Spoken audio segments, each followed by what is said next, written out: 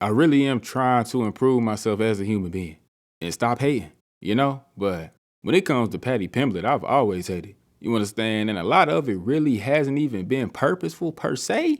But I'm already knowing I've picked against him every time a Paddy Pimblett fight week came around. But all that aside, it took until he got a title shot. But I am finally ready to come on the internet and say that Paddy Pimblett is kind of good. Has improved a lot. And I do think he become interim champ. I remember when this fight first got announced, I was so interested for so many reasons. First, because there's a certain somebody at 55 who should be here, but I ain't even gonna get started on that right now. Y'all already know the situation. But also because this is a cool fight. Now, there was a slight moment, started to sway Unk's way a little bit, but Paddy don't really have no reason to be losing to Justin Gaethje. Because he clearly, based on what we already know and have seen from him, is very good in places where we've seen Justin struggle. If you want to try and dumb this matchup down to the utmost degree, it's a striker versus grappler draw.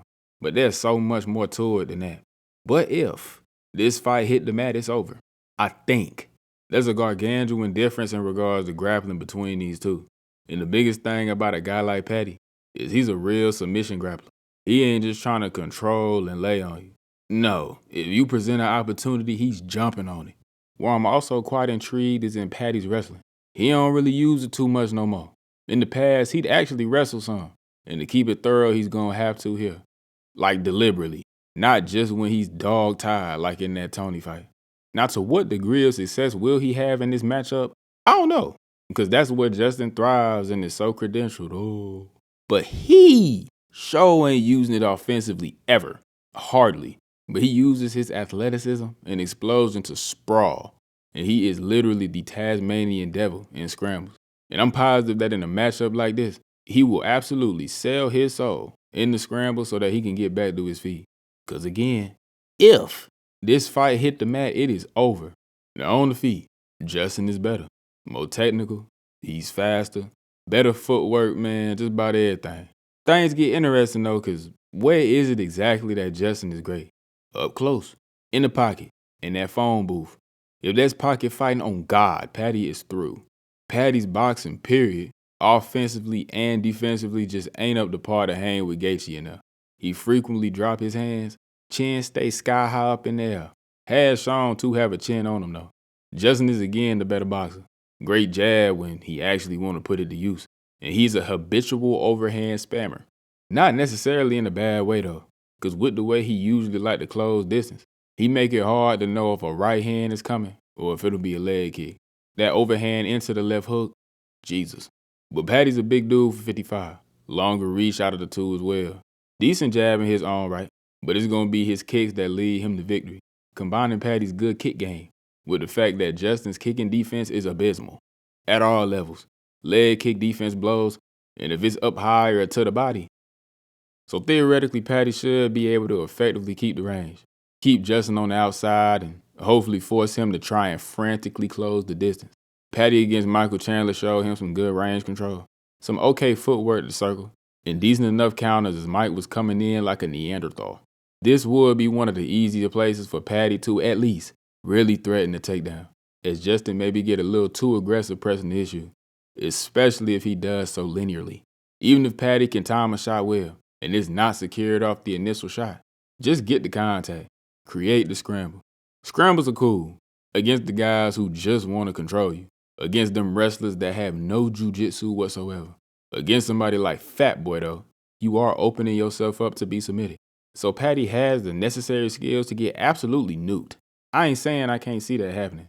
We've already talked about the striking defense or lack thereof. But sometimes too he'll back up in a straight line. Big no-no. His kicking defense sucks too. And Justin can and will genuinely throw leg kicks anywhere from any angle. But Paddy does have a clear path to take advantage of things that we know give Gaethje trouble. So, keep the distance. Use your kicks early on to keep Justin where you want and need him. Force him to force it. And when he does, that's when you start presenting takedowns. Make him fear rushing in. Put him in that mental bind. Make him hesitant. We'll see, because, with all this being said, Justin is still that dude. Ain't lost a step necessarily, and has only lost two elites. Are you telling me I'm going to have to add Paddy Pimblett to that list? Great heavens, I refuse, honestly, but I might have to. Card lost probably the last good, big, relevant, meaningful women's fight. But that's okay, I guess. Only really supposed to be postponed for the moment. Co-main now features Sean O'Malley and Song Yadong. Song is real good, dangerous, and still young, for real. Being towards the top of 35, fighting straight hitters for years now. Unfortunately, though, every time he's gotten the opportunity for a big break, a fight that, if he win it, he might go ahead and get the title shot. He's lost, and I think it's going to happen again. Sean O'Malley is really good. I know right now it's cool to hate on him a little bit, and so much of that I think is undeserved, but he's an elite striker, dude. Fast, elite footwork, has real good timing and precision. And for the most part, that's what creates those nukes. He's sniper-like, and putting that directly against Song's more like, he's not truly Muay Thai-ish in his approach. Don't get me wrong. I'd only make that comparison because he's more flat-footed, stationary, whilst covering up high guard. And against Sean, that's ill-advised. And his entries I don't think are bad, but I've seen him getting hit too much coming in more than I like against a sniper like this. Now what Song can and must do, because it can't just be staying at range. He's got to pressure and threaten to take down. His wrestling actually cool, so he might be able to get him down. Probably won't keep him down though. But even if the attempts are unsuccessful, that'll put him closer, more in the pocket, and in there, within reasonable blitzing range. That's why I think he can make some things happen. Sean's a long, lengthy dude. Does have good knees up close, but crowd his space.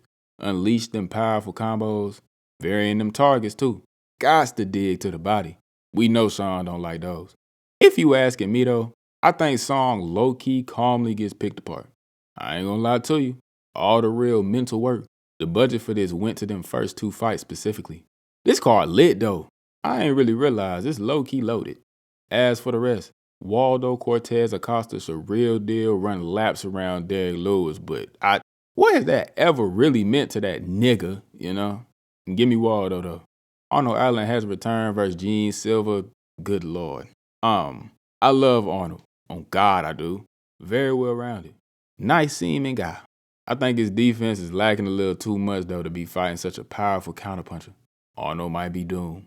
Umar Nurmagomedov and Davison Figueroa are on the prelims. I don't think Figgy beat Umar. I'm gonna keep it G real. Umar's kick-heavy approach gonna put Figgy in a blender, brother.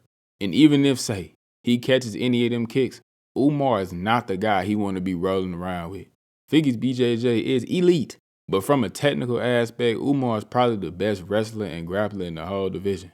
He got to stay on his 10 though, because even though Figgy pushing 40, it ain't like he's complete cheeks yet. And he's still pound for pound one of the hardest hitters I have ever seen in my life ever. Atiba Gauthier returns, and I believe he's sent Andre Puliev to Narnia quickly. Nikita Krylov had disappeared from the sport just to come back and be awful. That sucks. Alex Perez may actually, in Jesus' name, finally fight Saturday. Unfortunately, he matched up against an underrated demon. Alex finna get fried and serve as Charles' decent boost up into the rankings. Got my boy Adam Fugget on this joint too. Like I say, I ain't realized, but this card low-key like that whole time. Should be a real good way to start the year off Paramount style.